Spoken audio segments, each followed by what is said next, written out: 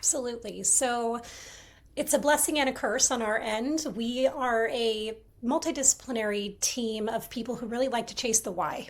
So these recommendations come out 4 months, 6 months, and you actually were to ask a pediatrician, why is that the recommendation? Most really don't know. It's given to them on a handout, it's talked about at a conference, but there really isn't a lot of information out there as to why we make these recommendations. So we, of course, took it upon ourselves to dig and to dig and to dig and find out what is out there that tells us when we should start solids and why. So this comes down to the question of why do we start solids? And yes, we start solids because there are some nutritional components that your baby starts to need. But more importantly, we're teaching them to chew, and we're teaching them to transition from a single texture, milk, to a wide variety of textures that we eat every day. Because the goal is not to teach your baby to eat purees. The goal is to teach your baby to come to the table and eat the same foods that your family loves. Now, when we think about the skills for eating and also the potential need for new nutrition, those things collide with developmental skills that your baby is showing around 6 months of age. In most babies, around 6 months, they start to need more iron from food.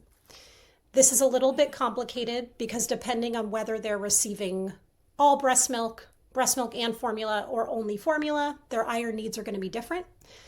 Their iron needs are also different depending on your iron levels during pregnancy, how long they were actually, or you were pregnant with them. If they were born a little early, they're potentially going to have higher iron needs, and everyone's body processes iron differently.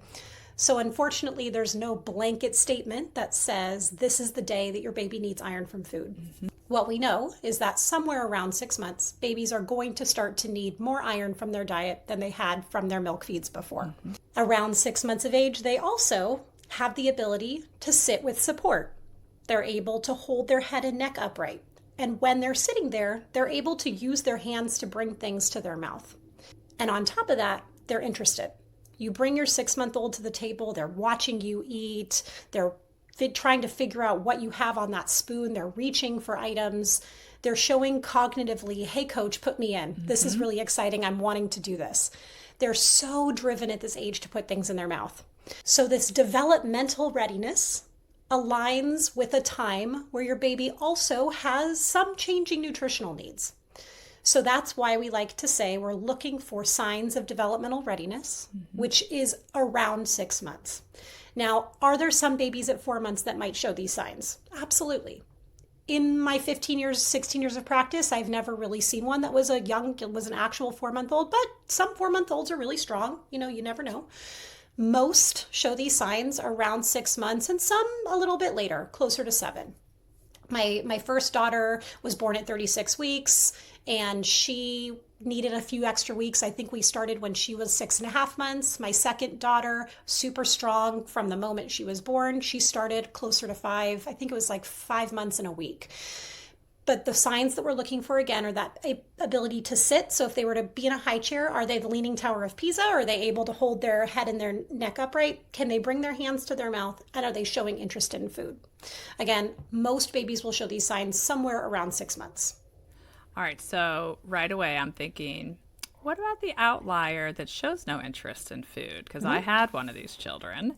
And so when that 6-month window comes and your child is totally capable of sitting in that chair, puts stuff in their mouth, and has zero interest in the food at the table, do we forge ahead? Yes, you forge ahead by modeling.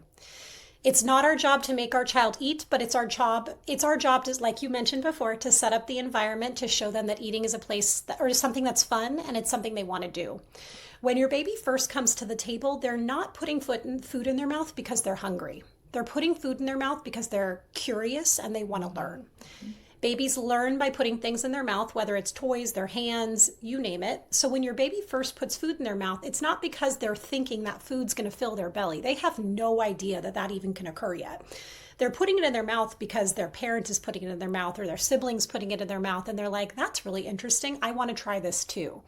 So if you have a 5, 6, 7-month-old baby that's really just kind of not into it, hold them on your lap while you eat. Carry them in the kitchen when you're cooking. When you're at Costco, go to the little taster stations and have them watch you eat. Humans are incredible in the way that we have mirror neurons. So our brains fire equally as much when we watch someone else doing an activity as when we do it ourselves.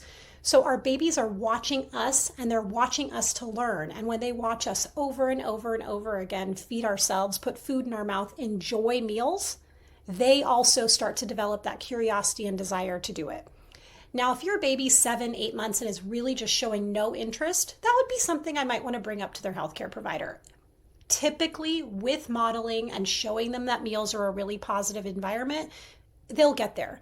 But sometimes there are underlying medical conditions like reflux or constipation or other GI related things that make the baby not want to eat and not want to put food in their mouth.